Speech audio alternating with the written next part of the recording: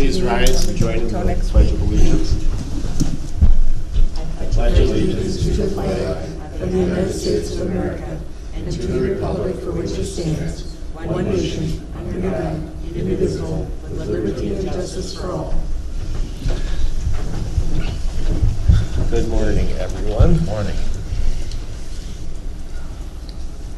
Agenda. Any changes requested? Is this on? Yep. I'll make a motion to approve the agenda. I'll second the motion. All in favor? Aye. Minutes from the previous meeting. I move approval. I'll second it. It'll look good. All in favor? Aye. Public comment. Is there anyone that would like to speak?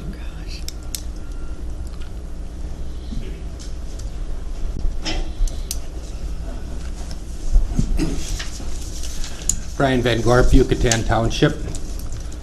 Teresa, Scott, and Fred, the Ericksons have played you for a fool again. They are mining again and violating the ordinance again. This is no surprise since you refuse to impose any consequences on their illegal behavior. Without accountability, bad behavior will continue. The new violations since your decision to allow Ericksons to continue mining without consequences on May 23rd are ordinance sections 2708 subdivision 3 and 2711. Ericksons cannot claim ignorance because these violations have been brought up repeatedly over the last 5 years, including at the most recent public hearing. If you are tempted to make excuses that these provisions are difficult to enforce, you should know that Fillmore and Winona counties enforce similar ordinances. If you are thinking to give them time to work towards compliance, no, 5 years is enough. At some point, the Ericksons become responsible for their own behavior. At some point, this board has to take responsibility for its behavior. The finding of facts this board approved on May 23rd states, the CUP holder is expected to fully comply with the permit and ordinance requirements for the 2 years left on the permit. Obviously, this is not happening. Section 2712 of the ordinance gives this board the authority to determine there is a violation and hold a hearing in conformance with Section 10 of the ordinance. It also says the examination of the premises may be made at any time.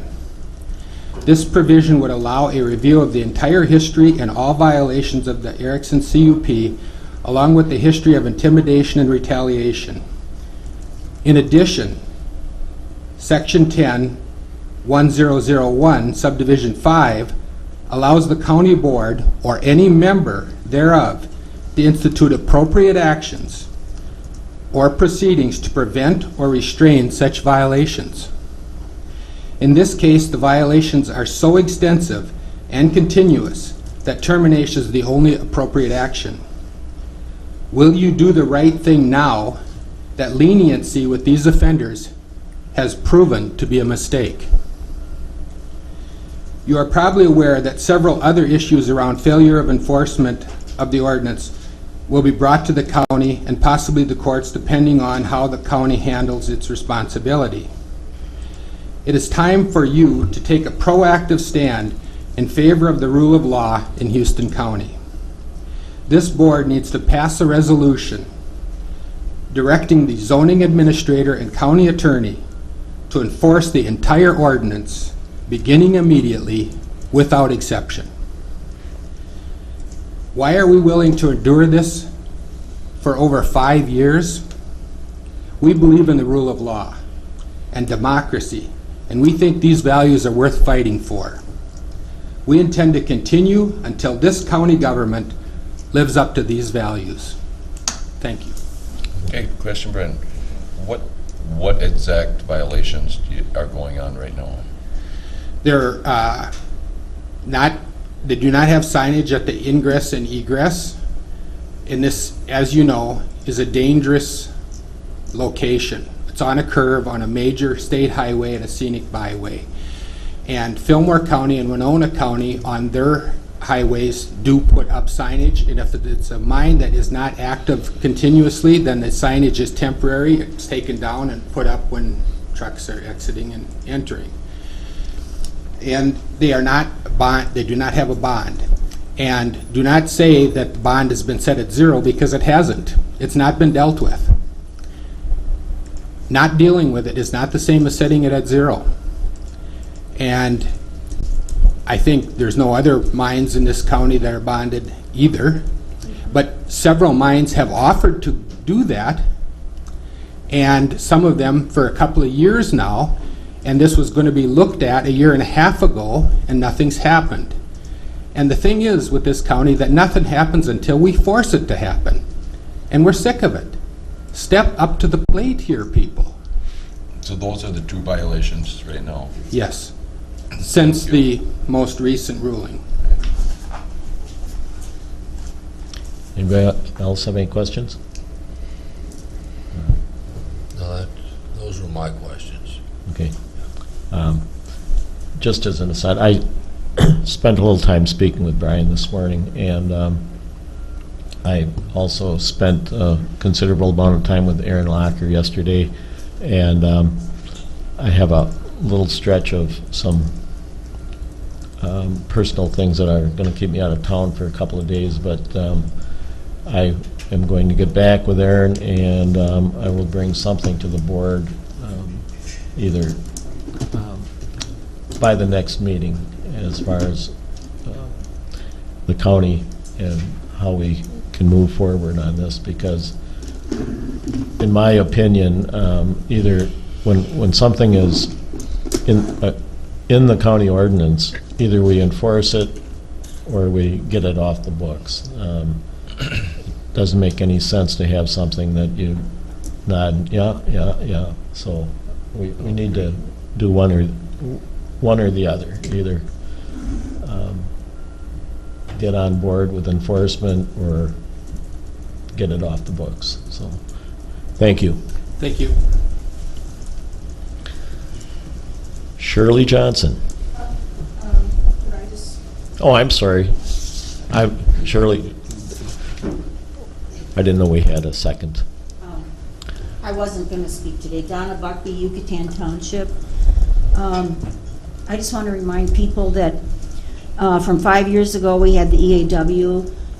Well over 100 citizens in the area signed on to that. And one of our main concerns was signage on that highway. It's a scenic highway. People are looking around. And I can't believe that people don't care enough about public safety that they would be operating this mine without signage on that highway. Thank you. Shirley? Good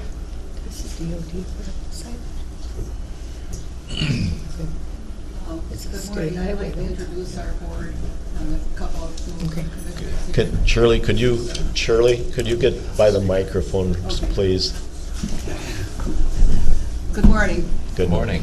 First off, I'd like to introduce you to our board. Richard Cordes, treasurer from Brownsville.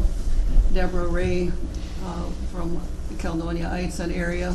She's our vice president. Georgia and Rosendahl and Dwayne St. Mary are directors. Absence is our secretary, Paul Wisty. I'm Shirley Johnson, the president. First of all, the society wants to thank Houston County for your continued wonderful support. We have had a very good year, a very busy year.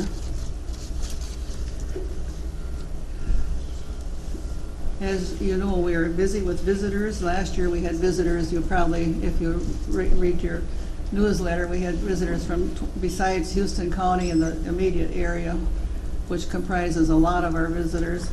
We had from 29 states, 5 foreign countries. And many people are coming for research. This year is kind of interesting. One couple flew to Seattle and then took a train here to do research on their family, which is pretty interesting. We had another fellow from Colorado that flew in here from there to do research. So it's really kind of amazing. We've had many people from many different states already, many foreign countries. So we had a successful book sale this year, and almost 100 people donated things. Among the wonderful things we acquired this year was, this last year, was a 2 cars and a 1923 Model T that had its origins here in Caledonia. And we had I can't think of them. And we got a Paul Bear's coach, which is very interesting. It sort of reminds you of a stagecoach, only it holds the 6 Paul Bears, which is really kind of a rare and unique thing. And we had 2 new volunteers joined the museum this year, which we're very grateful for. And our huge surprise this last year was when Georgia Rosendahl received a call from Leland and Louise Sundit, wondering what they could do for the museum, and Georgia immediately said elevator. And they donated $110,000, so we were able to install our elevator. That freed up money so that we could finish the basement. The basement is now completed. It has drywall, paint, and the floor has been addressed with a paint and service tool. So we were really busy this year. And now we hope we're starting on our timeline. We have and the settling of Houston County, and that was really a good year. This was all accomplished by 6,649 hours of volunteer time. That's recorded. Much does not get recorded, and it's just amazing what all these volunteers accomplish. We're not asking for a raise this year, and I cannot emphasize enough how much of an economic impact this has on Houston County. People stay here, they eat here, they buy gas here, shop, and I think that they really help our county, and we really help our county in quite a few ways. So I'll have Richard. Do you have any comments? Not really. Anybody else have any comments? I guess just mine, being an educator, I just look at our main role as being education, and it's kind of like we're saving the past to learn from in the future, and it takes a lot of room to do all that, and people are generous, but I think that's our main purpose with it. Are there any questions or? I got 2 for you, Shirley. Number 1, the individuals that donate the money for the elevator, did they get quite a bit of recognition? I mean, as far as the newspapers and stuff go? We're going to have a dedication in the future. Okay, good. For them. So the huge donation, make sure they get a lot of credit for that. That's cool. We were working on it just last night. Oh, good, excellent. Yeah. And then my second question, where do you put 2 cars? They're in our new museum. There's doors to get them up in there? Or, yes. Oh, really? Yes, when we built the museum, we left 2 doors, and the part that the museum goes this way, and the part that goes this way has a cement floor. So that's where we can put heavy equipment. Oh, so you don't have to worry about and load waiting on the floor. Today, we're going to get a 1886 replica of a Benz automobile that the fellow Glenn Buxenberg actually Really? built.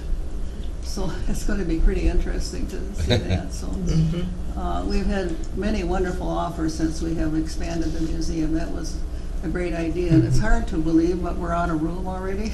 Yeah, it happens. So it's we do hope you will come. We've had this Minnesota Viking display up since last August, and people have enjoyed that so much. Originally how we got this was we needed cabinets for our timeline, and and history of Houston County, and Richard happened to see on the internet that Mankato had cabinets to give away. So he and Dwayne, we were the first people that responded, and he and Dwayne St. Mary went out and retrieved them. And it's the cabinets are the 50th anniversary of the Minnesota Vikings. And Oh, wow. now we don't know if we were going to just cover them over, but people have enjoyed it so much that everybody's telling us not to do it, keep it. Sure. Last question. What are you guys doing anything special as far as during the county fair? Like, I know you guys have special displays every now and then that. Yeah, we have, for the fair this year, we're having, this is the 100th anniversary of the United States entering into World War I, so we're emphasizing that with uniforms and memorabilia of that. Plus, we sort of have a lot of brides up this year. And there'll be other things too as we go along here. Great. So we invite you all to stop in and visit the museum. Mhm. We had, I think, between 3,000 and 4,000 visitors last year. So a lot of them, of course, come during the fair. Mhm. And but it's enjoyable to work with the school tours and see how the kids enjoy these old things. You know that this year we set up a quilt frame and we're showing them how to tie a quilt. And one young man, he wants to tie a quilt himself, so we're going to try and accommodate him for that. So, but it is interesting because in all this technology, it's nice to see that there is appreciation of what we were and what we have. We were open in Eitzen during the 4th celebration too with our Bunny Museum there. And Rich has visitors come down to the church in Brownsville. That's also on our property, so. We are looking at probably having to replace the roof in Eitzen, but being that's on the National Register of Historic Places, we're hoping we can get a grant for that, because it's a rubber roof and it's 22 years old, so we're having it inspected now to see what it is, and probably have to replace some other roofs, but right now, we're just recovering from doing the basement, so. And we have started an endowment fund too, so.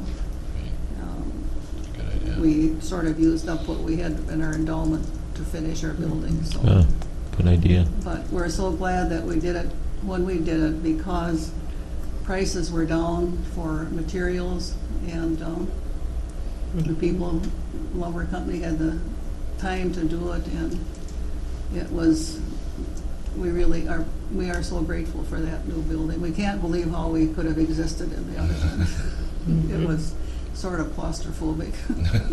Yeah. Again, thank you. I'd like to for thank you, Houston the County. Yeah. board, and all the volunteers for everything you do. Yeah. Any other questions for? Yeah.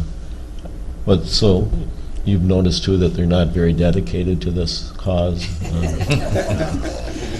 Truly appreciate your dedication to it. You do a fantastic job, and we truly appreciate it. Thank you. Yeah. It's a labor of love. It really has been a passion of my life. Good. All right. Thank you.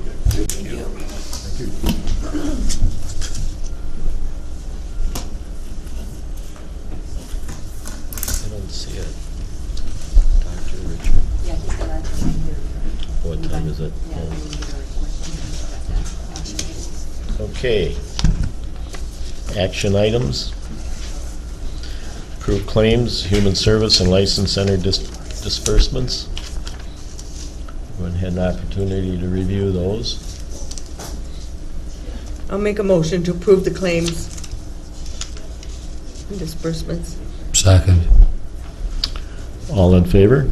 Aye. Aye. Opposed? Passed. Approved bill from Evergreen Cemetery Association. I should probably explain, did anyone else I get the read letter? it, but I Yeah. don't know where it started and all the.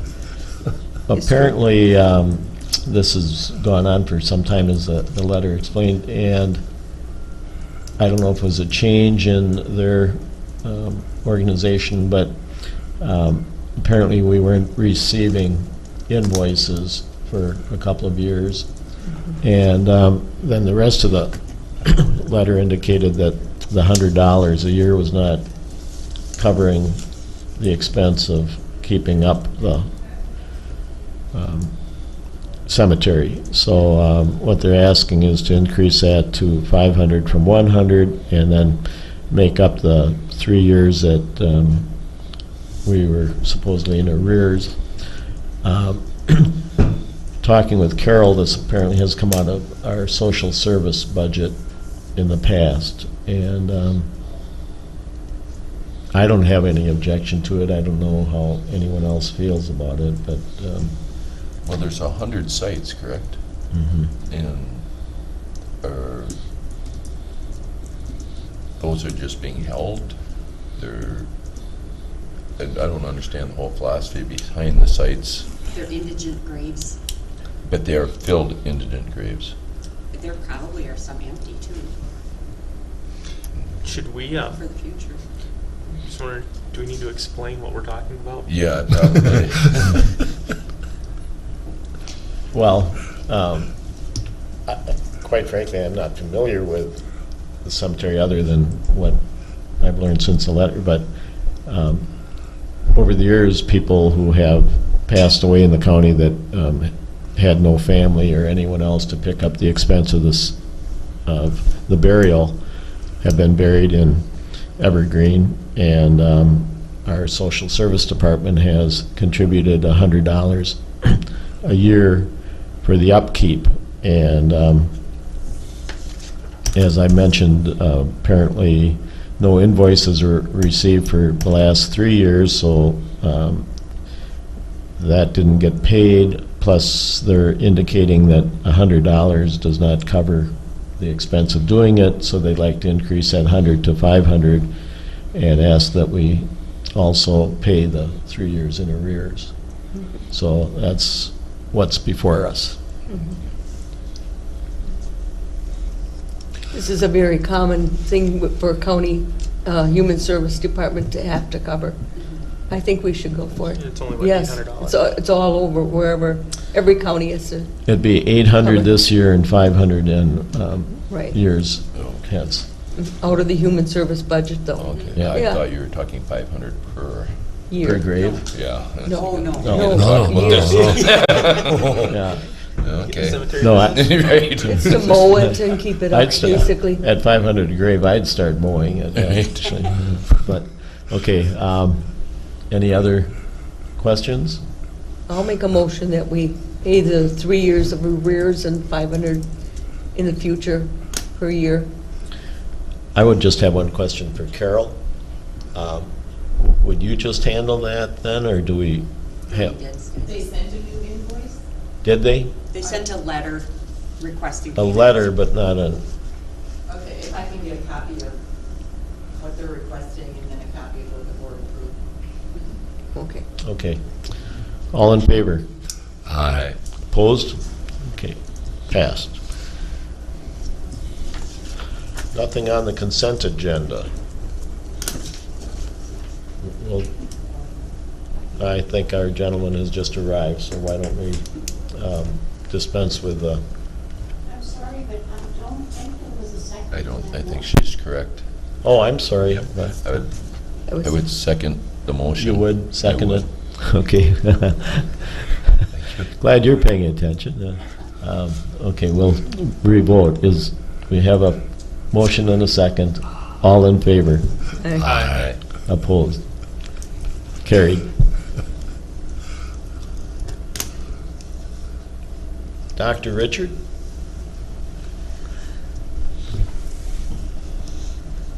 Good morning. Morning.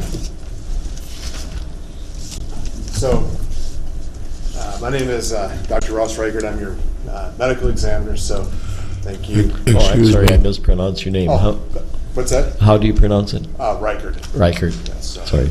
Could you please pull that microphone over toward you? There you go. Is that better? Is that better?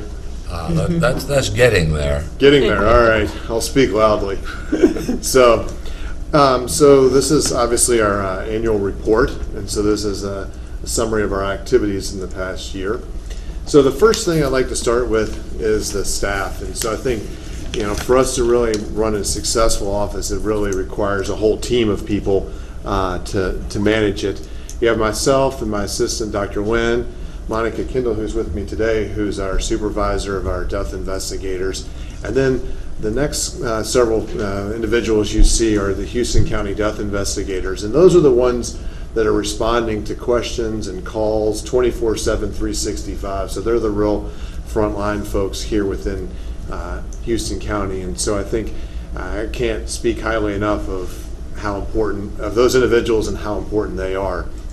They're also backed up by investigators in the central office in Olmsted County, and so those death investigators are also there 24/7, 365, and so they provide backup support, call, contact with the death investigators here, and so that's sort of a layered approach.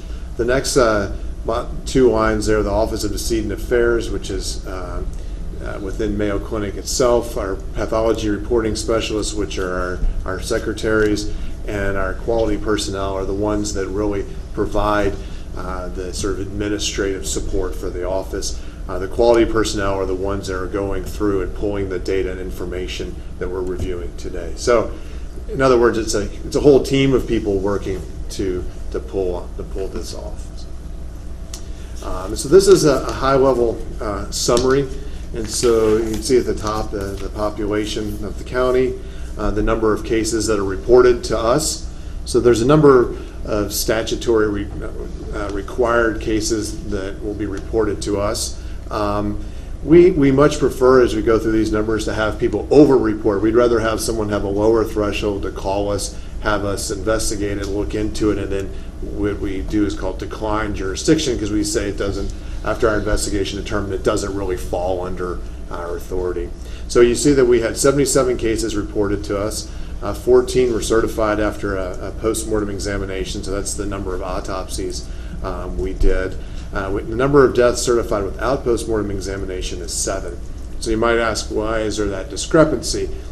And so sometimes individuals will have an injury or something that puts them under our jurisdiction, but it's well documented. So say an elderly person falls, breaks their hip and gets sick in the hospital and passes away. It's an accidental death, but the sequence of events is very well documented, so it may not require an autopsy to determine the cause of death. And so that's why you have that discrepancy.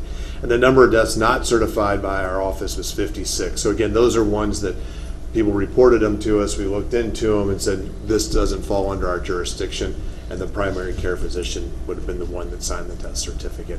But again, we much rather know about it, things up front, than be surprised by something down the road. So now I'm going to go through some of the statistics here. Please note the X and Y axis. Our software will fill the whole page, and so sometimes it'll be 90 on the left, sometimes it'll be 1, so just to make you aware of that. And so there's two major pieces of information that we're putting on the death certificate. One is the cause of death, which is the underlying reason why someone died, and then the other component is the manner of death. And the manner of death is basically describing the circumstances in which the death occurred. And so there's 5 categories: homicide, suicide, accident, natural, and undetermined. And so those are the categories that we have to select from on the death certificate. And what you'll see here on the far right are the natural deaths. And so that's really what you want to see, is most of these cases to be natural deaths. I also think it's nice to see now that we've been doing this for a number of years, we have year-to-year data. And so this longitudinal data, I think, is useful. It's starting to give us a better sense of what these numbers really will look like from year to year. And so the next category is accident, followed by suicide. And so even in major metropolitan medical examiners' offices, usually 50 to 60% of the cases are natural deaths. And accidents maybe 10 to 20%, suicides 10%, homicides a little less than 10%, and undetermined a few percentage. So this is good information here as far as the natural deaths proportion.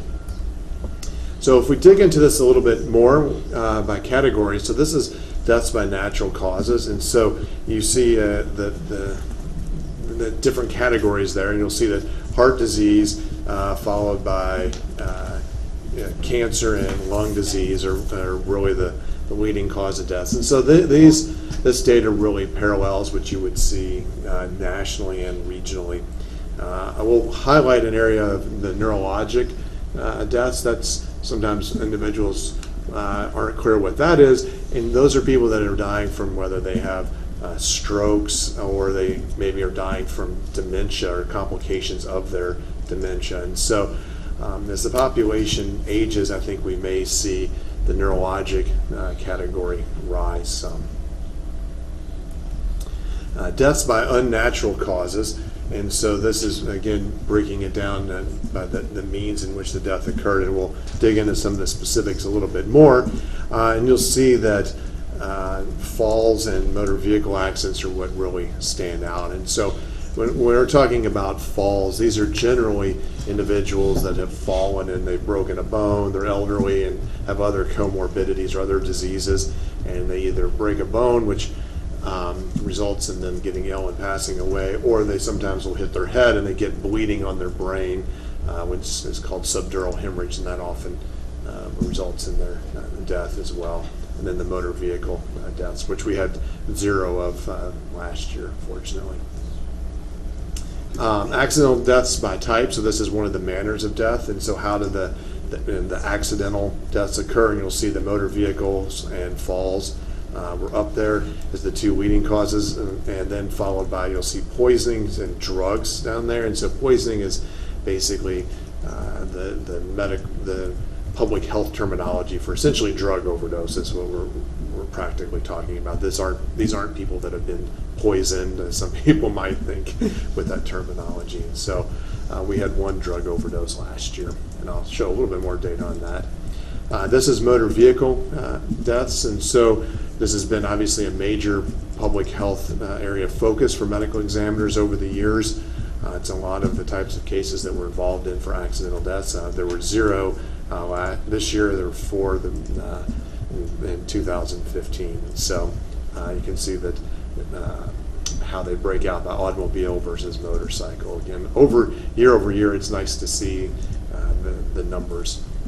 So we took that information of where the motor vehicle fatalities occurred, and so these are where people were deceased at the scene, and have put them on a map. So a different way to sort of look at the data. Folks are interested in, do these deaths cluster around a certain area or in a particular road, for example. Again, trying to leverage the data as best we can to identify any high-risk areas. And as you see here, it's a low number of fatalities, but they really seem to be not clustered in a particular area. So this is the drug overdoses or poisoning deaths, and so we had 1 death. It says illicit versus and mixed, so it shows that there's 2 there. That's really an artifact of how we have collected the data. But there was 1 mixed drug overdose death last year, and it was a mixture of opioids like oxycodone and methamphetamine and a benzodiazepine, so like a Valium type of medication. So a mix of illicit drugs and illicit or prescription type of medications, or opioids is another term that I've been used. But no heroin deaths.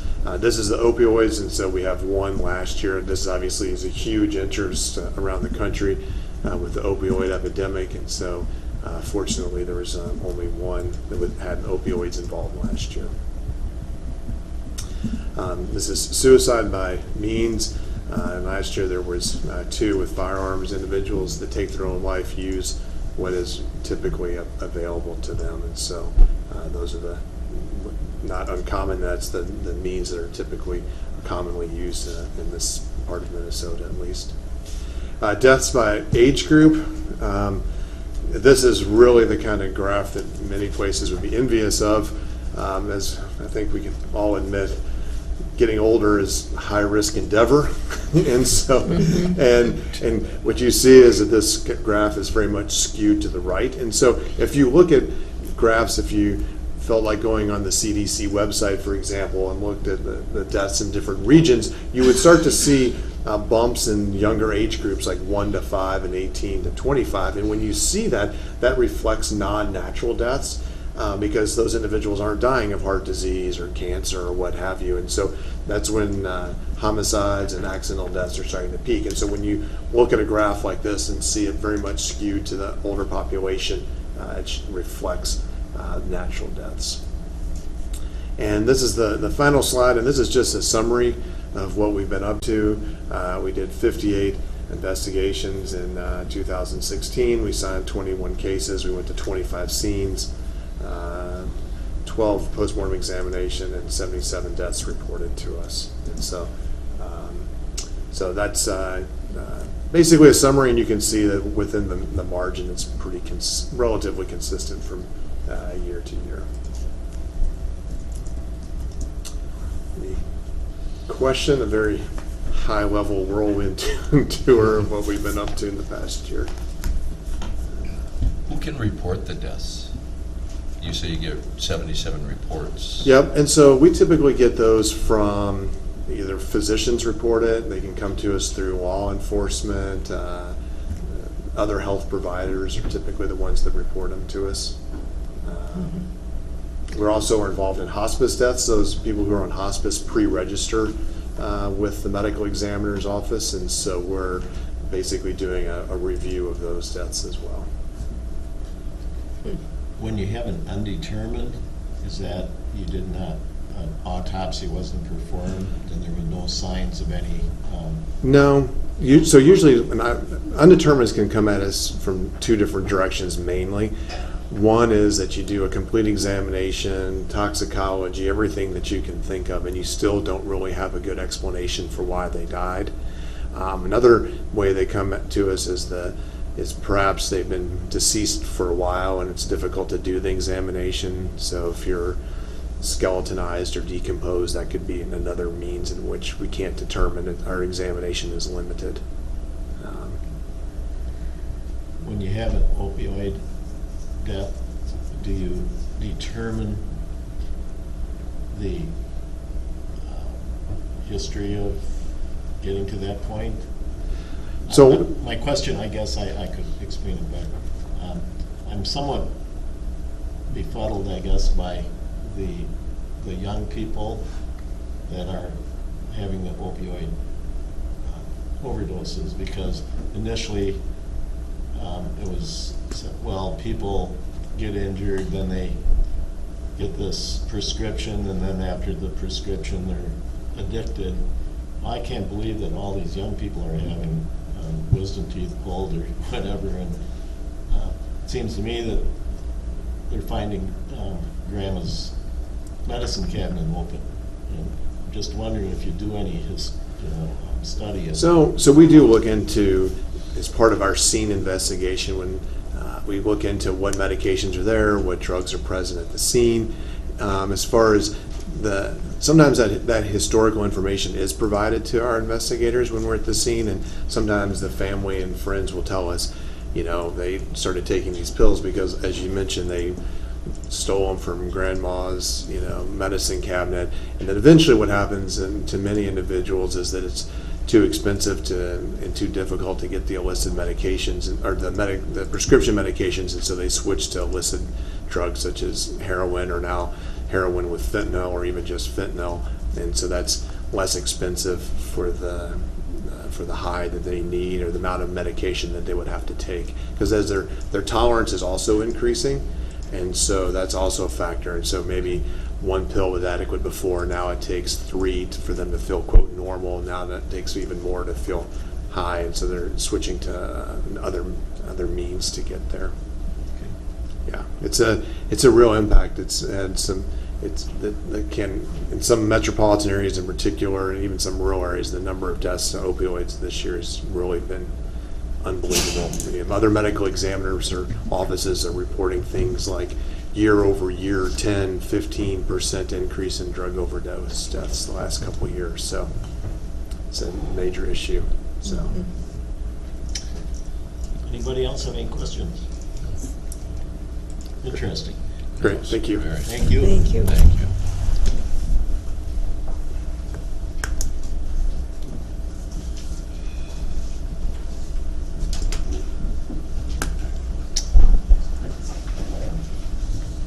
Tess? Morning. Good morning. Morning. Brian.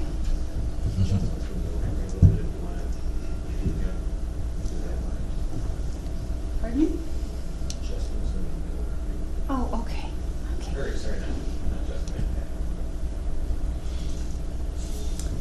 So why don't we hop down to the sheriff's office?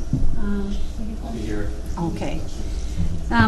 We have requests to, as you know, we've been searching for a dispatcher jailer, female dispatcher jailer, and there's, have a recommendation to approve the hire of Carissa Meyer as a probationary jailer dispatcher. Step 1, which would be effective upon verification of completion of her background check. We will have a date determination on that. It's fairly, would be in fairly short order, but we would like to be able to confirm her hire at this time. I'll make a motion to approve the hire of Carissa Meyer upon verification of her background. Second. Any questions? All in favor? Aye. Okay. Then, yes. Let me just, I'm sorry, interrupt. Are you going to be here? You'll leave now, Travis, or you'll be here for other? Do you want me to stick around? Well, I wanted to bring up last night at some point, and I don't know where exactly the proper spot. Wait until after test is done. If that'd be okay with people? Okay, thank you. And there is one other matter that was forwarded to the board for consideration at this meeting, or the question becomes whether we should post it for the next meeting, and that was the memorandum of understanding between the LLS unit and the county regarding the investigator position. And so what is your pleasure, Commissioners? Should we address it at this meeting, or should I put it on the agenda for next meeting? I talked to Sheriff Inglet last night, and he mentioned he couldn't be here, and he would be willing to come next week. If you want to wait till That'd next be a week. good idea. Okay, thank you. You might want to tell him that, again, remind him of it. I will let him know that. Thank you very much. The next thing on the agenda is highway.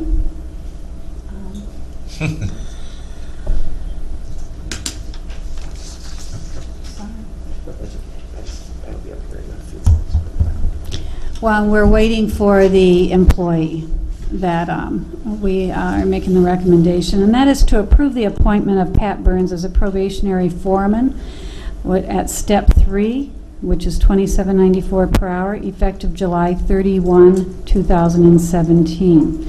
Then we would also respectfully request that we commence a competitive search for a highway engineering technician to backfill the position. Yeah, motion to approve Pat Burns for the foreman position. And the backfill. Yeah, do we want to do that separate, or do you want it together? Please. Two separate motions? Okay, so we'll just approve I'll Pat second Burns. Justin's motion. Do any of you folks know Pat Burns? I do. I just know that he was probably born on a paved road. Yes, I'm sure he's. Or- So. Yep, he's been around the industry quite a while. Yeah.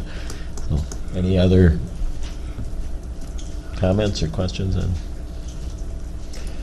And There for he those is. of you that don't know Pat, Pat just walked in. Pat has been at the Highway Department for 16 years. So if you want to ask him any questions or introduce you to him. Any questions?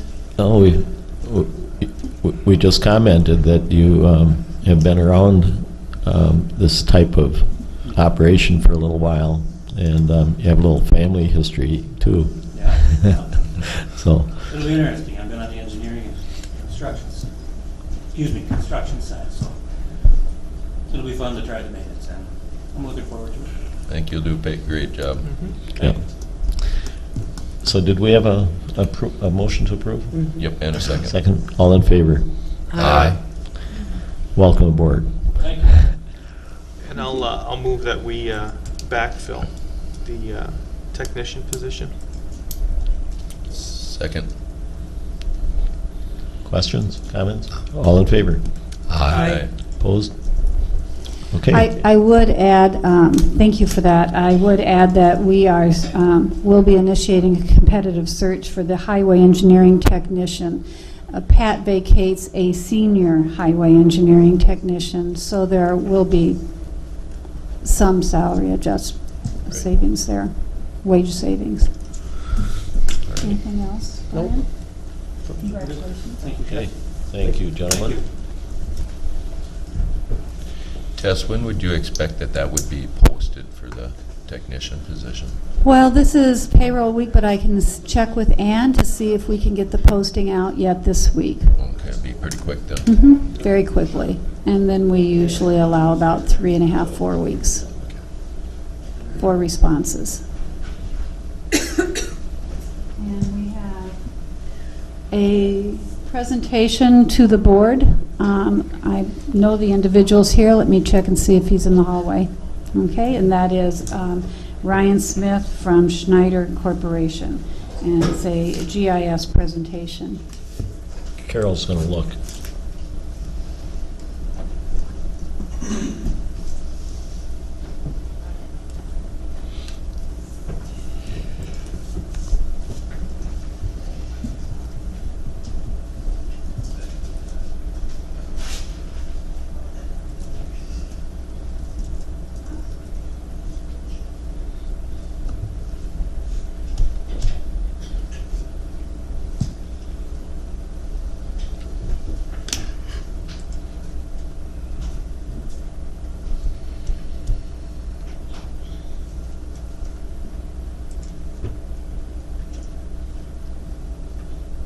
No luck, huh? She's going down the hallway.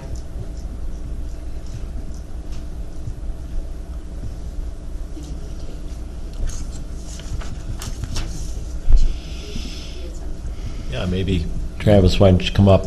We'll let you get on your way. Little history here too. I brought this up previously, but there's a lot of consternation on the West Channel in La Crescent concerning the bass tournaments. And during those tournaments, since La Crosse made the main channel no wake, they're racing through at 6 a.m. in the West Channel.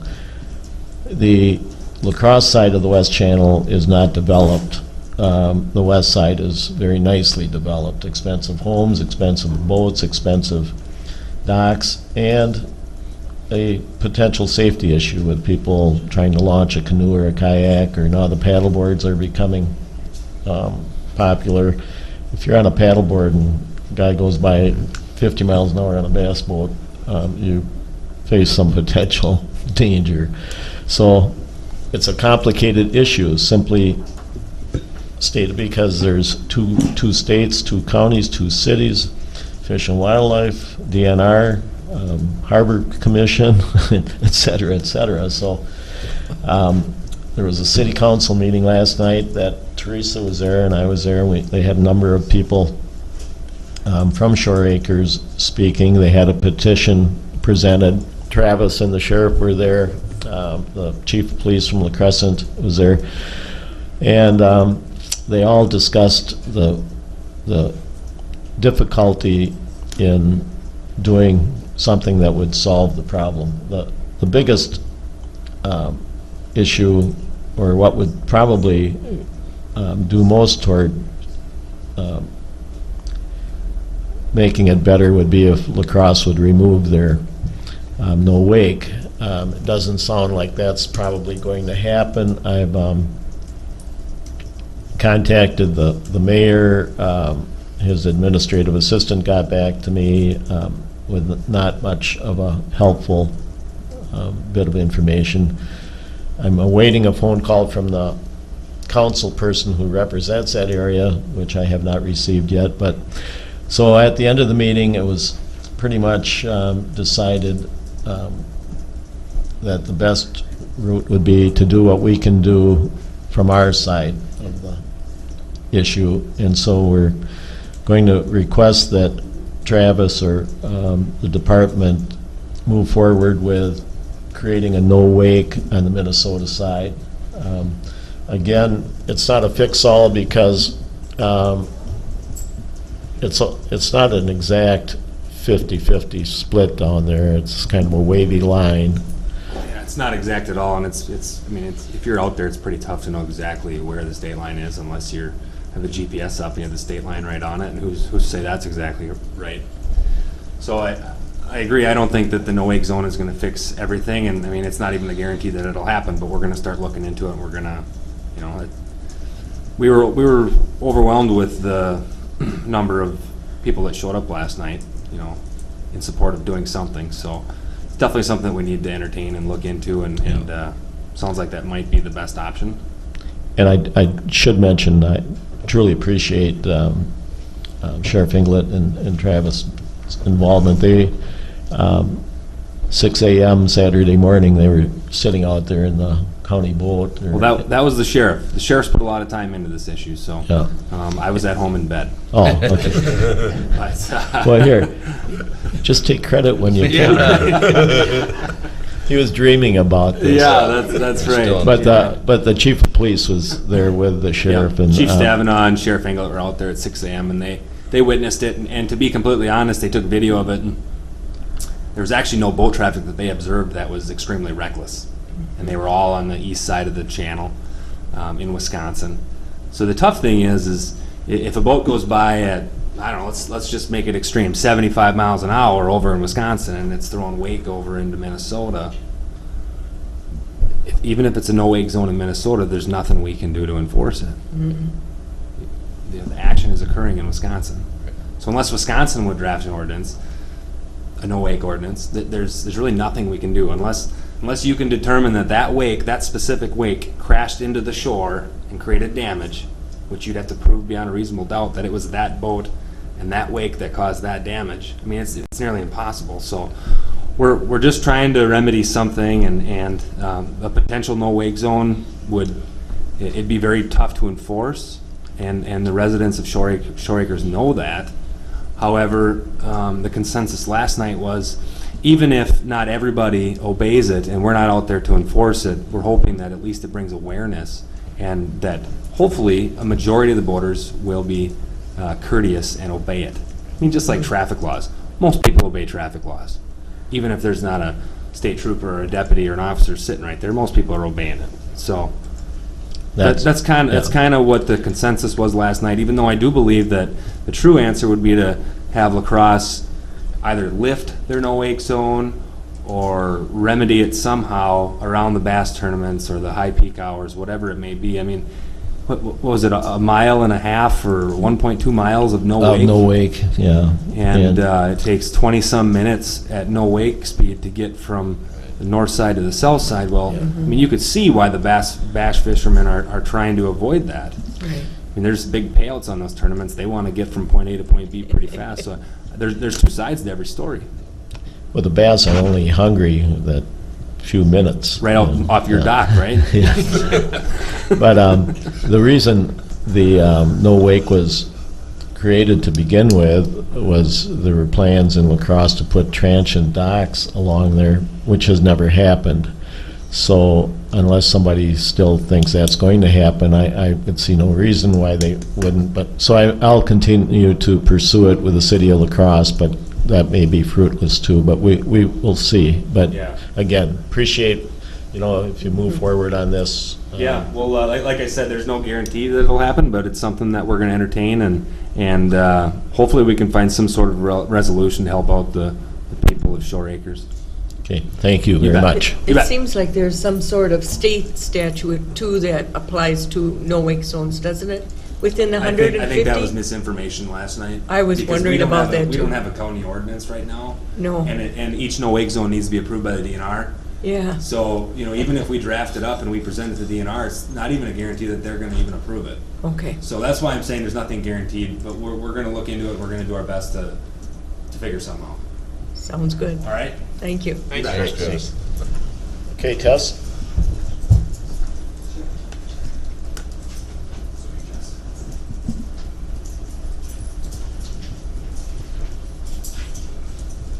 Commissioners, we have Ryan Smith from Schneider Corporation is here to discuss, to present the product that their organization has regarding GIS. This was, I think we met about 2, maybe 3 weeks ago to discuss various options, and we put this on the calendar for information for the board today. So this is an information-only meeting. Our portion of this. I have a couple of handouts he's asked me to share with you. And as you know, just by way of background, we have an ongoing search. I believe we have, it is closed. We have 5 applicants. But the question has come to me as to, from various commissioners, as to what is the future of GIS. How would we use this going forward? We had a brief discussion about that in our planning meeting that we had earlier. So with that, I will leave that to Mr. Smith. I will hand these forward. Good morning, everyone.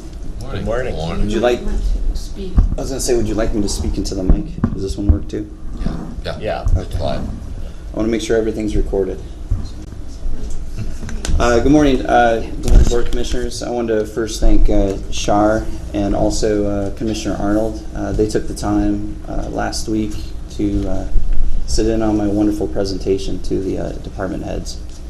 It was a very entertaining and spirited discussion. I think I got through about 3 slides of my 50-slide presentation, so it worked out pretty well. But anyways, today we're going to be talking about something that's called staff augmentation. And what it was an idea. Well, actually, let me do the overview.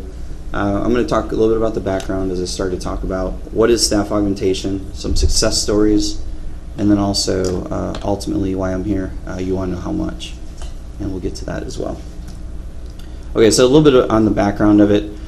Schneider has provided this for a service for more than 10 years now, and it started as a request from a customer in Shelby County, Iowa.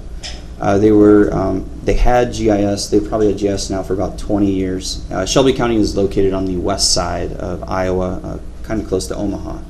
Close enough that it was a revolving door they would get a new GIS person, and then 2 years later, that person would take a 25% pay increase and move to Omaha. And then what would happen is then their GIS would be stagnant for about 4 or 5 months as they were looking for a new person, and they could not afford a person unless they were right out of college. So they would start all over again and start with a person fresh out of college, paying them $30,000 a year. 2 years later, they would get experience, and then they would move on and find a job making 50 to 55 in the Omaha area or Des Moines area, as an example. And so we already had a relationship with the county, with the Beacon site and just some other GIS services. And so we came to them with an idea. We're like, hey, you already have GIS support with us. Why don't you go ahead, or why don't we try something to where we sit on site with you and we manage the GIS? And as that evolved, we weren't really sure what to do at first. It was kind of let's throw it at the wall and let's see what sticks. And as the program evolved, what came of it was that it was 1 day a month with a certain amount of project hours. And then it evolved into now today they do 2 to 3 days a month, and they also have more project hours. And they also now work with the local city and the local utilities. So now they are paying around 50 to 60 grand, and all 3 entities they pool their resources together. And then now we are managing everything for them. So everything goes through the county, and then the county bills out the hours appropriately to the city and the utilities. That's one instance. In other instances, a county could just, well, here you go, here's the list. So with staff augmentation, Houston County would get the knowledge and access of an experienced GIS person at half the cost. Without running specific numbers, I could probably estimate, just because Dan was here for how many years? 17, was it? Or 15? Project. Yeah, I mean, you know, with benefits and everything else, the county's probably looking at close to $85,000 to $90,000 investment. With something like staff augmentation, you're looking at a third to a half of that cost. But also with that, you're getting the knowledge base of a GIS person who's coordinating, a former GIS person at a county level who has more than 20 years experience with GIS. And then from that, they can coordinate the projects accordingly. So some of the other items you get with staff augmentation, and this is just looking from a very high-end view here, is that you get GIS training, managing projects in multiple departments, the GPS training, and just overall experience, and just understanding the trends and when to act on certain items. A great example was parcel fabric, has been brought up a little bit by the surveying department. Parcel fabric is a type of structure of how GIS is stored, and having the knowledge base that we have at Schneider, we have already done parcel fabric projects, and we're getting ready to work on one for the city of St. Louis, Missouri. So you have that knowledge base. It's the same person that's working on St. Louis that would be working on Houston County, as an example. And then also discounts on project management. With most projects, we have to add in a project management fee. With having staff augmentation, you just automatically get a discount on some of those projects. So some of the success stories, most recently that I've done. I've been with Schneider for about 5.5 years. I probably should have started out by saying this. I'm a former GIS coordinator myself. I switched to the dark side and decided that I was better at talking about GIS and then actually doing GIS at a certain point, and I found out you get paid more too. So my wife likes that part, and then also I get to go to board meetings, so it's always fun. So as you guys know.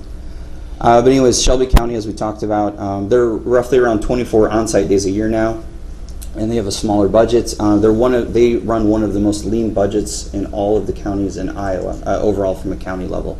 And they have one of the more robust GIS programs, and everyone can't figure out how they're doing it.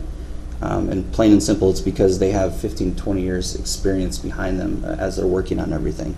They don't waste money because they can go off of our experience of what we've learned with working with other communities. With that also, we do a lot of 911 projects. Iowa's been making a push recently, specifically in Shelby County, for getting all the 911 address data up to date. And in Minnesota, as you signed with us a few weeks ago to work on a project as well. Minnesota's going through that same phase as well. Getting everything from the E911 to the NG911. Does everyone know what that means? NG911? Yeah. In short, it means pretty much now when you call, like from your cell phone, they know where the cell phone is located, as an example. And then also address points as well. That's what we're building for you with that project. So you can actually pinpoint exactly where that address is instead of just putting a point in the middle of a 40-acre plot, as an example. So it's just more precise location. So you could find my phone too? That's the idea. So as long as you keep your location on your phone, then yes. Delaware County, which is over on the east side of Delaware County. There was they have a dam called the Lake Delhi Dam. It completely crumbled. That happened about 5-6 years ago. And they lost a lot of land records and everything else, and we were able to help clean up all of their boundary lines and everything else for emergency management, and also just landowners trying to reestablish, who owns what and where the actual true parcel lines were located. And then also, too, they've more recently been involving the city of Manchester into their GIS conversation as well. And they've been using a program called ArcGIS Collector, which is something through the current ArcView program you have. Pretty much, Cindy's been using it a little bit. Dan, I believe, set up Collector for her. Was it for was it with driveway permits? Address points. So it was address points. So she's able to actually go out into the field with an iPad and mark exactly where that address point is. So if somebody needs to deliver anything, they know exactly where it's located. So that's something we've been doing with the city as well. City of Laverne, does everyone know where that is? Mm-hmm. Yeah. It's over by Sioux Falls. Right. Little quick trivia on Rock County, which is where Laverne is. They're the only county in Minnesota that does not have a lake. So there you go. There's your Minnesota trivia for the day. But Laverne was my first client, and they're a city of about 5,000 people, and we serve as their full-time GIS as well. We've set up mobile LiDAR. They're going through updating all their signage. We've also done projects where they're updating all their streetlights to LED, and we were able to help manage and track that for them to make sure that they're not missing replacements using GIS. And they're also setting up where to manage their bike trails, just so they know where all their bike trails are located. And then also on the utility side in that city, they're going from paper to digital. And that's ultimately how the conversation started. They had a lot of people on the water side that just everything was in paper, and they wanted to move everything to a digital format of some type. And then also the city actually brought in pictometry. Traditionally, usually it's the county that brings in pictometry. But in this case here, the city initiated it because they wanted to use it for all their new development that was coming in. And what actually came of it was then the county kind of piggybacked off them and decided to get the pictometry. And then also Keokuk County, Iowa, just overall just GIS structure management. They had GIS data spread out all over the place in random folders. They didn't know where it was and who was managing what.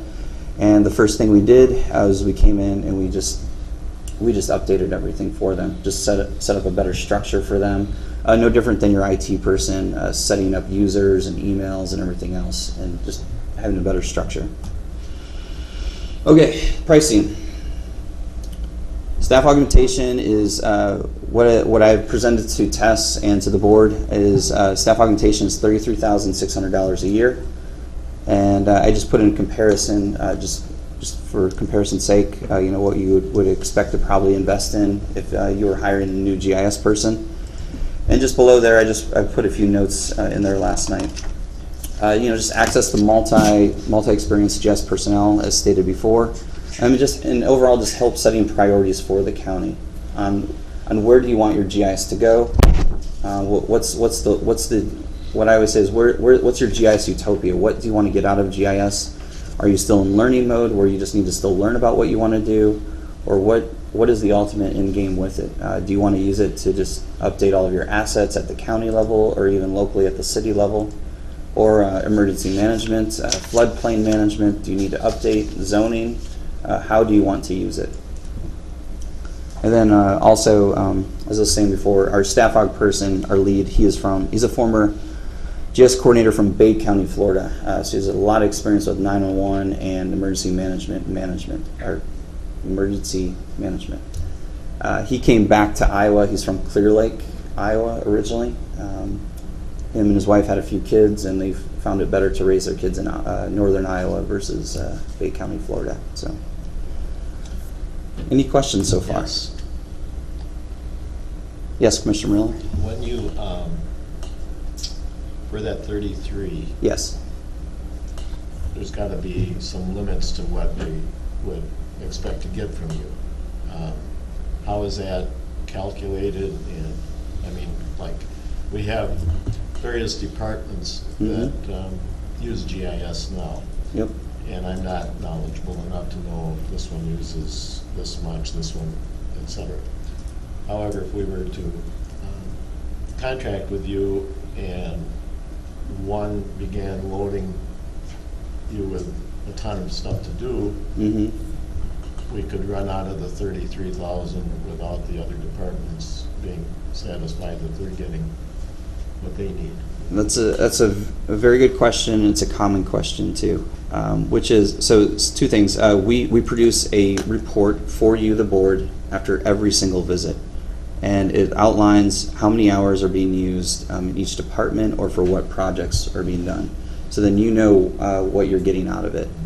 That's very important once you start to get to, after clients have had it for a couple of years, they start to see the breakdown of who's using what hours when it comes time for budgeting. Also too, we have never had any major problems of them running out of remote hours, believe it or not.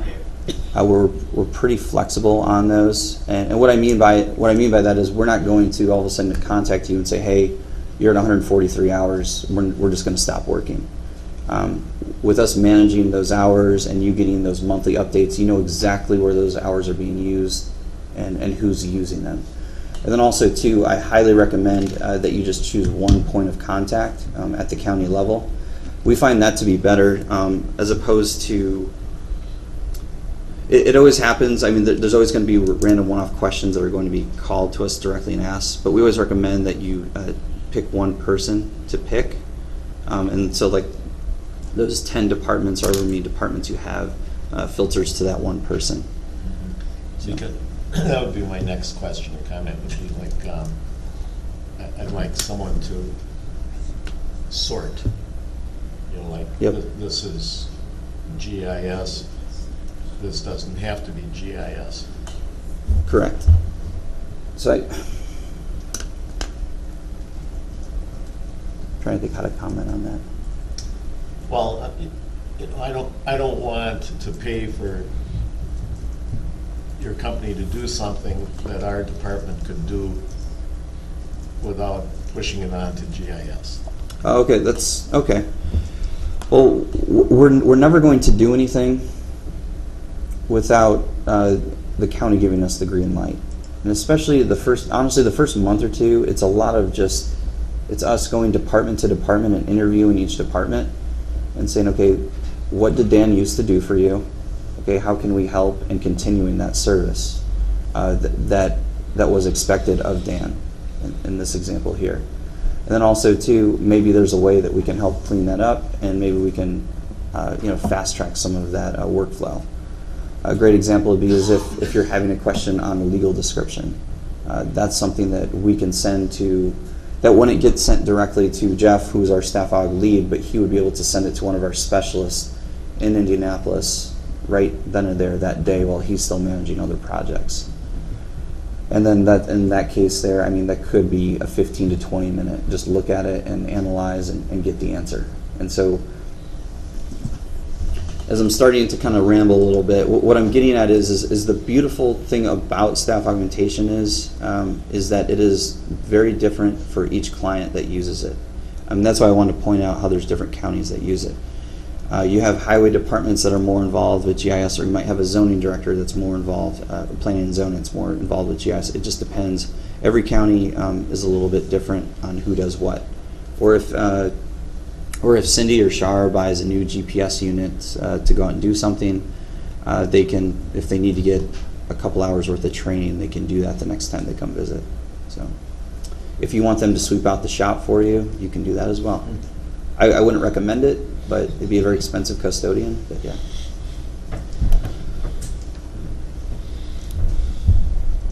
Any other questions? So, just so I've got this kind of right, so the $33,600 is Yes. for 144 hours of work, correct? Project hours.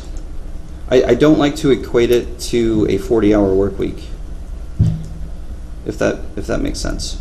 Well, I guess that was my question that I was getting at, because at 144 hours, you're at $233 an hour, which I know sounds like a lot, but for consultation work, it's not, especially because I guess I just don't want people to see something and go, well, geez, they're paying $230 an hour when you could have had somebody working there for only $25 an hour. True. However, if there's not work, you're paying somebody to sit there and not do work versus consultation is on demand. So I get that aspect. I want to correct you real quick. Sure. It's $125 an hour. Is it? Yes. So that's 144 project hours, and then where's the Plus other the hours? 12 on-site hours. Okay, and that's considered at 8 hours a day? Mhm. Okay, all right, cool. So 125. No, for the record, I want to make sure we have the right number. Please do, so we know, because that's what I was questioning. I was going, well, that's a little steep for No, consultation work, but I got you. I would say that's very steep as well, yes. If we... I interrupted. Anything Oh, else? no. I just wanted to, clarify what the hours and the price, what we're getting for that, which you just did. So Okay. that was the thing. When you say we contracted them for extended hours, and that's at what rate? It would be $125 an hour. Stay at the same rate? Yep, and something else to bring up too is what we've seen a lot with our staff aug clients is it frees up more money to do large-scale projects. And what we would deem as a large-scale project, and I double-checked with Jeff, is that it would be anything over 40 project hours. So we would sit, and a great example was, what was the name of that town? That we were, what is it? Boca. Are they all aware of that area? I'm not sure if they're aware of Are you talking about why the parcels are all Yes. different shapes and like, yeah? Yeah, we spent a good 15, 20 minutes talking about that. Yeah. Or I kind of stood back and let them talk about it for 15 to 20 minutes. But it was but that is a classic example of where something like that is. We would look at it for you and determine how many hours it would be. And if we determined it might be a 5 to 10 hour fix, then we would say, do you want us to use staff augmentation hours for this project? If not, this is what the cost would be. You're getting a discount because it's, the project management is part of the staff augmentation. So not only that, but let's say we determined it is over 40 hours, so whatever 40 times 125 is, anything beyond that, we would say we would recommend this being a project. So sometimes in staff aug, we'll do projects that are $20,000 to $25,000, separate from staff augmentation. Okay, I guess that answers quite a few questions then too. So if we have a special project going on, you could quote that out as though we're coming to you for a service and Yes. not necessarily tap into the augmentation hours. So you could say, well, you know what, it's only going to cost $5,000. Let's go ahead with the project. Yep. Meanwhile, everything else is still. I mean, I can't stress this enough. We've had everything from, when we went to Keokuk, and I should have put it on there, Keokuk County, which is in southern Iowa, they had 13 ArcGIS licenses, and I think only 2 were being used, but they were paying for 13. So immediately, the first thing he did is he called ESRI on behalf of Keokuk County and said, we'd like to cancel all of these. We're only using these 2 licenses. So right there, he saved the county like $3 or $4 grand a year just by making a quick phone call. So that's where we start to really see the benefit, is because we have a lot of those business relationships with some of those partners. So. This may not be a question for you, but I see Bev is here. If we have some special projects, and I'm not at all familiar with what you're talking about in Holka, but say it took... Okay. Long story short, the parcel lines do not match up to where they should be drawn. Mm-hmm. Okay. That fund that you control, would that pay for any special programs like that, or special studies? The compliance fund could be used for issues like that, but the compliance fund is already spoken for because we did the flyover, so we have a huge 3-year payment on that. Okay. Mm-hmm. So the compliance fund, we have to be very careful with. We don't deplete it, and We just don't have, we also made a resolution a few years ago that we wouldn't let it go underneath this, a certain Threshold. level. bottom line. Yeah, okay. And so GIS already uses quite a bit of the compliance fund there. There just isn't a lot of funds there. Okay. But after that pictometry deal is paid for, Well, I mean, we could potentially tap into some of those for some projects. well, the thing is we set the flyover for payments for 3 years, then you're scheduled for another flyover. So we're not getting out of that one. Well, that's up to you Sure. and whether, you're gonna do that every 3 years or not. I Yeah. mean, I think zoning and surveyor, everybody Yeah. uses that. Oh, yeah, Are you absolutely. talking about the pictometry flight? Mhm. Yes. Generally speaking, that's the industry standard. Yeah. Or at least according to pictometry it is. Yeah. Mm-hmm. So you're gonna be kind of weighing, do you wanna pay for the flyover or do you wanna use these funds for something else? Andy, we can fly over and do it ourselves now. Let's do it. No, and I think that's a good thing. I mean, keeping that updated, we got to kind of look at that too. But A lot of that, just my comment with that, with the flights is it just depends on how much growth you see or how much change you see, is usually, but generally speaking, what I see is every 3 years. So, obviously, like a Minneapolis is going to do it every year. Sure. So. That would be another question now, if you don't have the compliance fund to use, every time an office has a project, they would almost have to come and do an amendment to their budget, or are you gonna have special funds set aside for these projects, or, where's the limitation comes, who says, well, my project that I'm working on is more important than zoning, or, that's gonna fall on your guys' shoulders then. we're getting way off topic, but you brought something up that I just want the board to be aware of, maybe discussion. Mm-hmm. Now, the pictometry, that's the question. Do we pay for that out of the compliance fund and then have special projects, or do we reverse it and have, if it's going to be every 3 years, is that something that the board should just budget for to leave the compliance fund open for those certain projects? I mean, that's a question for budgeting time. Anyway, so I think- put that in the back of our cap for that. Can you say something, Scott? I'm just thinking that I think a lot more discussion has to go on yet, but no matter what, 33,000 I don't think is gonna take care of our whole needs. We're gonna have to set, if we don't have a GIS person, then we need to set a budget for GIS also that's realistic, that, Right, and I think the other thing too, looking at this, is it something where, let's just say, for example, you were paying somebody for the GIS spot, in theory, easy math, $50,000 a year, okay? And then obviously I get the benefits and all that kind of stuff, but let's just say, would we gain more efficiencies contracting it out, even if we spent the equivalent?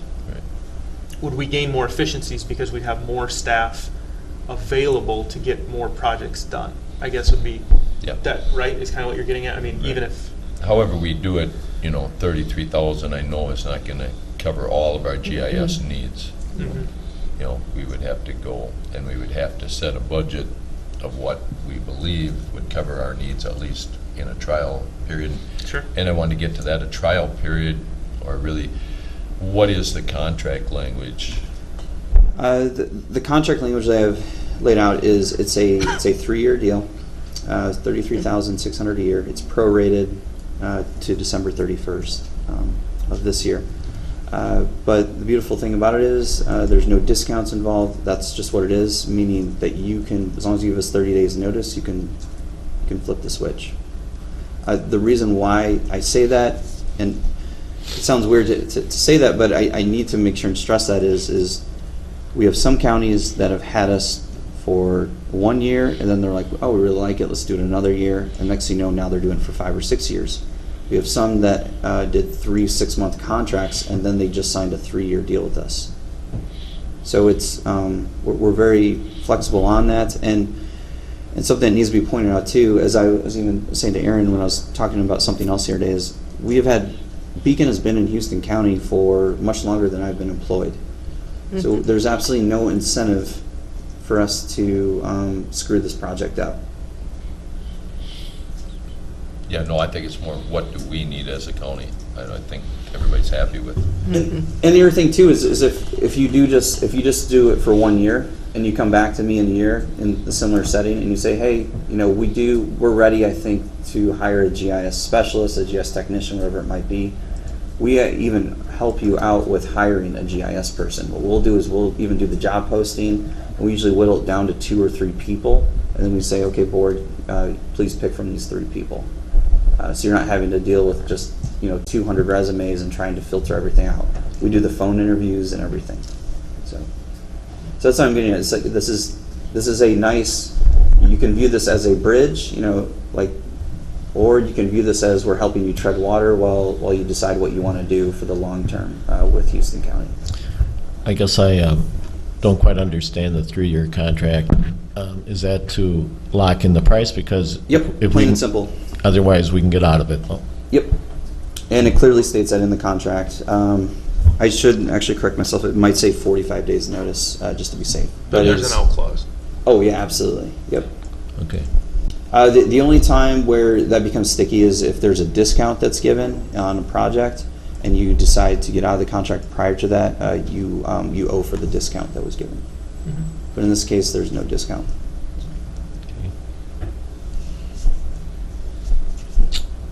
Other questions? Do we have any input from our department heads that want to say anything? Any questions from anybody? They gave input for 2 hours. Cindy? Well, when we were looking at the 33.6 as the amount that we would put in if we could go with this, we have to kind of look at, correct me if I'm wrong, Carol, I think Dan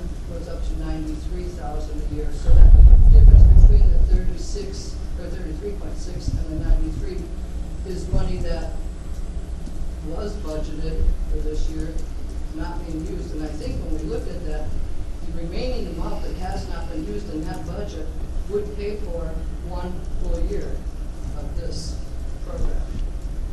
It would take us till end of next summer. You mean the remainder out of Dan, what Budget, what his salary payroll would have remaining been, is? What his payroll would have been, that obviously we're not paying him, Yeah. would pretty much pay for that or exceed that. The balance for 1 year from what is budgeted in 2017 for him. Right. So we wouldn't have to mess with that. And then if you're looking at the same budget for next year, the 93, for him alone, you've already got January through probably in August. That's already paid for, and you can use some of that money for the bigger projects that aren't under the 144 hours.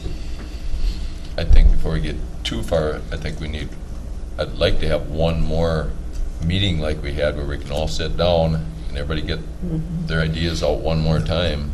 I mean, I think that really worked well. Now that we've heard, we have Snyder Corp's input.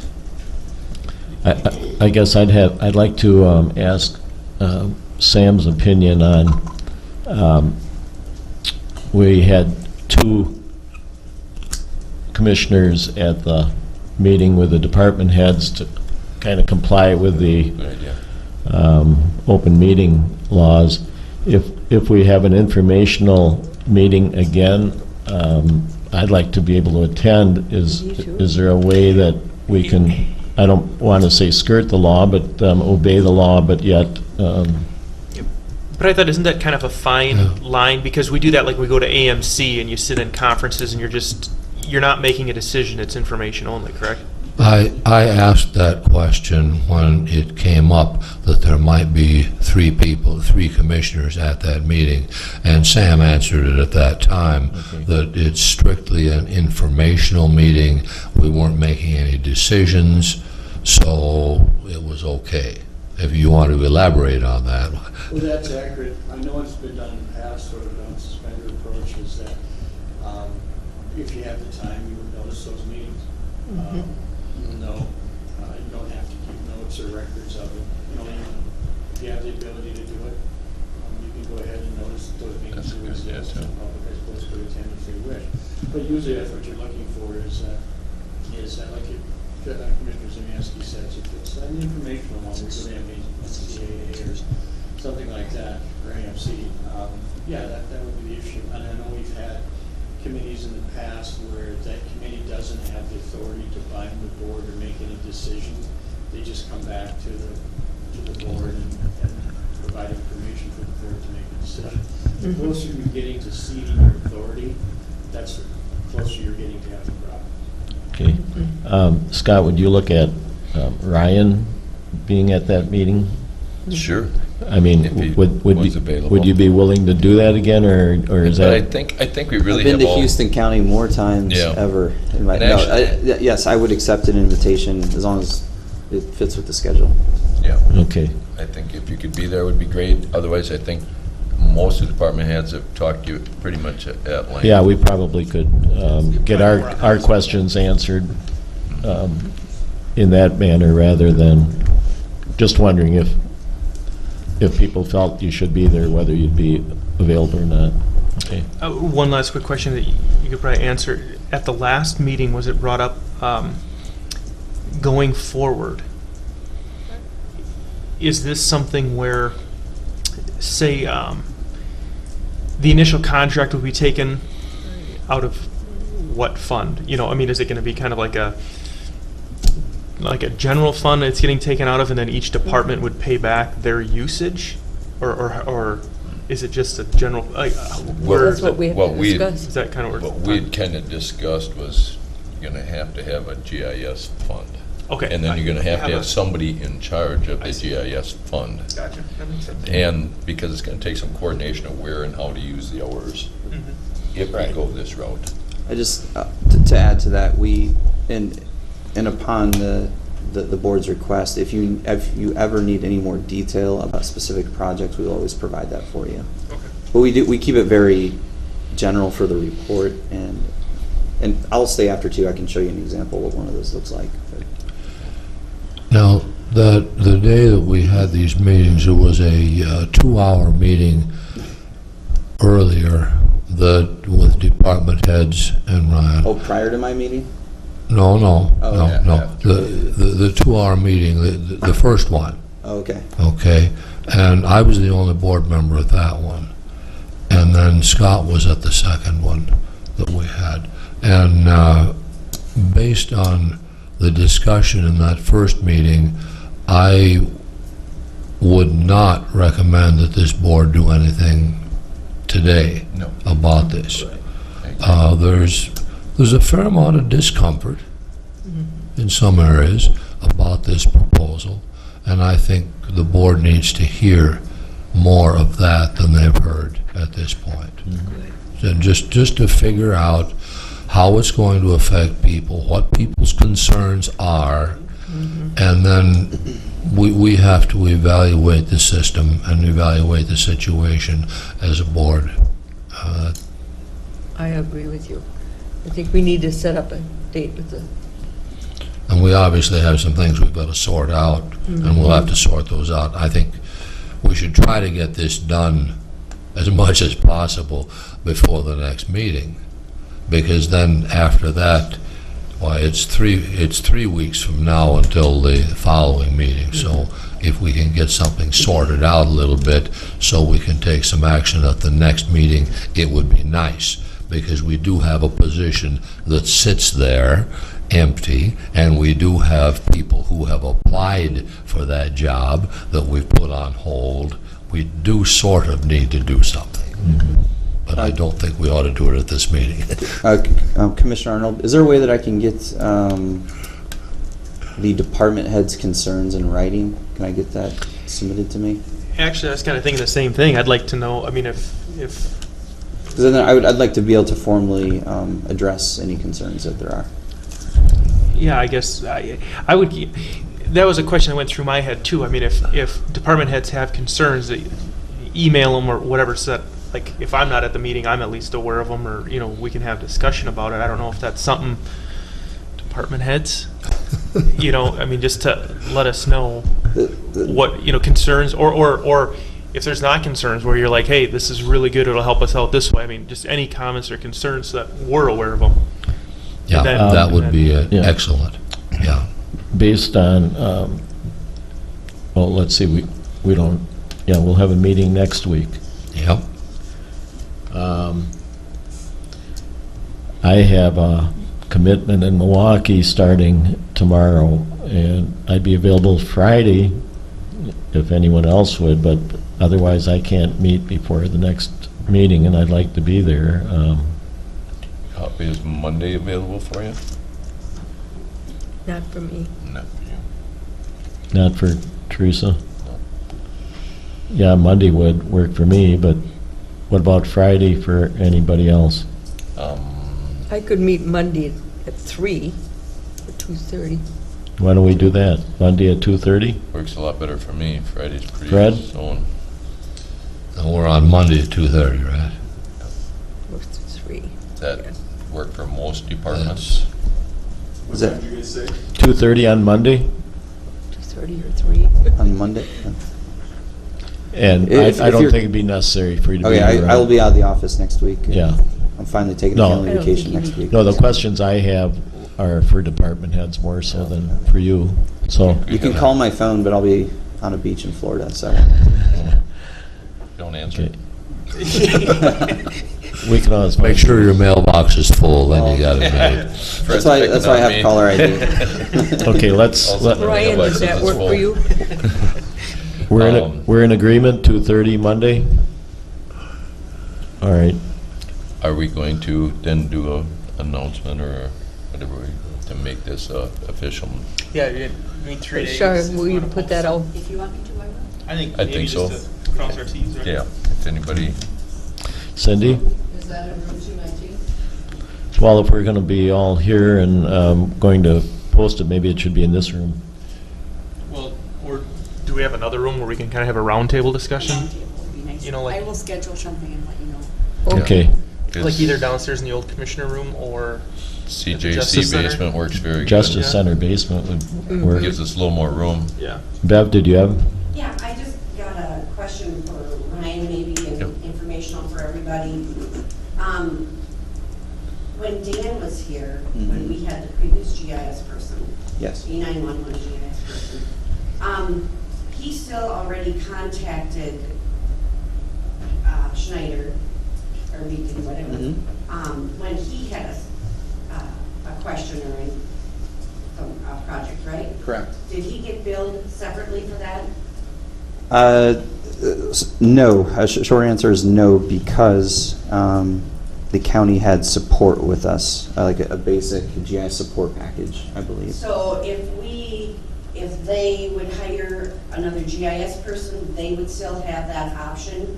If they got projects where they got stuck on or had needed more advice, they could contact you and there would be no extra fees? Yes, absolutely. And that's another thing I should probably bring up too, is that when some have staff augmentation or are thinking about staff augmentation, we have some counties that purchase 5 or 6 on-site days a year on top of their regular support package. What we've found out, believe it or not, is that every county is a little different on kind of what the priorities are and budgets and everything else. So we have some basic support packages. That's what I have here up on the screen, just kind of what the basic one includes. And so that's what you guys have. And so Dan was able to call us with little one-off requests. So that if there was a new person coming in, if you needed them to be trained up on something specific, whatever it might be, we also offer that as well. You can hire a GIS person, E911, at a lesser rate more than likely than what Dan was getting, because he's new, or he or she is new. Plus, you still have the option to. I'll just say another common thing I see too is in assessors' offices where there was a GIS person in Warren County, as the example, Warren County, Iowa, which is south of Des Moines. They hired an appraiser / GIS technician. So the GIS technician is dedicated about, on the books, probably 15 hours a week to GIS, but we still are there for staff augmentation purposes. So we do more of the high-level stuff, and then they focus on just doing the parcel maintenance, as an example. Okay, any other questions? I could talk for another half hour if you want. I can't listen for another. Sound like my parents. No, I think we need to do our own homework here, and appreciate the presentation. Okay. And we'll be in touch. I want to leave you with one more thing, because I know I'm not going to sell anything today. I couldn't help but notice seeing you had the barn quilts on your county homepage last night. And Delaware County even put barn quilts through staff augmentation on their map. So their local barn quilt society, or whatever they call themselves, could then look at a barn quilt and look at the information. So it has the report, it has the image attached. I'm not making this up. There's actually a club.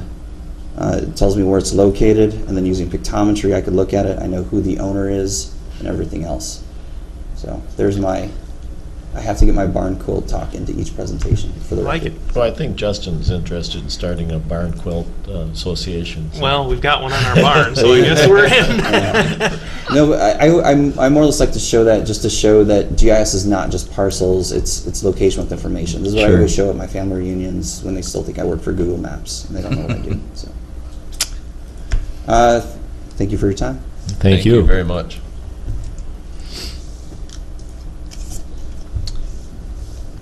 Okay, I think we left off at commissioner report, so Fred, you're on. Do you want me to? I'll just leave that open. Yeah. This will be unbelievably short. I don't have anything to report. Get that date down today. In red. Teresa. I only had the city meeting I went to last night, and the reason I was there is because they were discussing things with my district as far as the racetrack and annexation, so. Yes. But I did get the full impact of what was going on with Shore Acres. Scott? No, just pretty much a lot of GIS talk. Oh, we met yesterday though too for Wildcat. Oh, yep, and Wildcat. Very well. Wildcat is having some issues with the existing bathrooms that we replaced them with portables, but the existing old bathrooms are giving off bad fumes and smells, so we're in the process of probably the maintenance department's going to take those down and see if they can fill in the bases, try to get rid of some of the odor. We approved to add additional hours and or outhouses as needed for special events, because that was becoming a problem, and I think there was a misunderstanding of hours. I know when we had originally discussed with them, I said, certain holidays you're going to have to beef up, and I think now we have that under control and understanding. So I think that's pretty well taken care of. There really was nothing else asked for. Special budget was stated to be the same, besides an increase for portables. Good. Sound about right, Jack? Yep, that covers it. Justin? Nope. No. I've already commented on the Shore Acres, and I have, as I mentioned, spending some time with Aaron and some of these issues, and other than that, just as an aside, spoke with the young lady in EDA, whose name is Courtney. The new distiller in Spring Grove is already looking for more room. So, any of you imbibers, you may have a bigger place to buy your whiskey, but that's exciting. That's that's very got a good. lot of some nice print. Good article in the Tribune, and Good. so that's a good thing. Anything else? And Jack, you said you will be bringing something back from Aaron and Yes. zoning and stuff. Yep. So, closing public comment, anyone? Yvonne?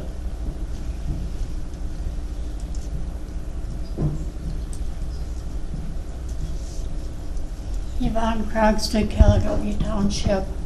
I know this GIS new technology is exciting, a lot of information. As you study it though, consider, is it something that benefits the county? The barn quilt thing, that doesn't benefit county government. The thing in Hoka, the property lines, isn't that something they need to solve? That's not a county government problem, I don't believe. So just keep things in mind as to what pertains to county government when you make the decision. Thank you. That's one of the reasons that we delayed things here a little bit, Yvonne. Well, and I guess real quick, like with what Yvonne's saying, yes, the city of Hoka, if it's their plots, but in the whole fabric of GIS for the county, if we have a missing piece, we can't continue off of certain points because that data's missing. So in a way, it kind of does involve the county.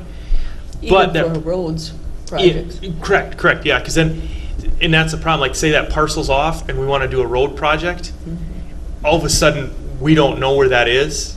So it does kind of bind together. But here's the thing, you bring up a great point. If we're doing certain projects, say for a city, because of something, can we bill them out and then put that as a special project? Yes. You know what I'm saying? So Yeah. we don't use our 144 hours or whatever, and Right. we'll have to be cognizant of that. And definitely, if you have these hours, you're going to co-opt with other cities for some of the things that can help everybody. Then there's some cost involved. Right. Okay, Carol, I just have a quick,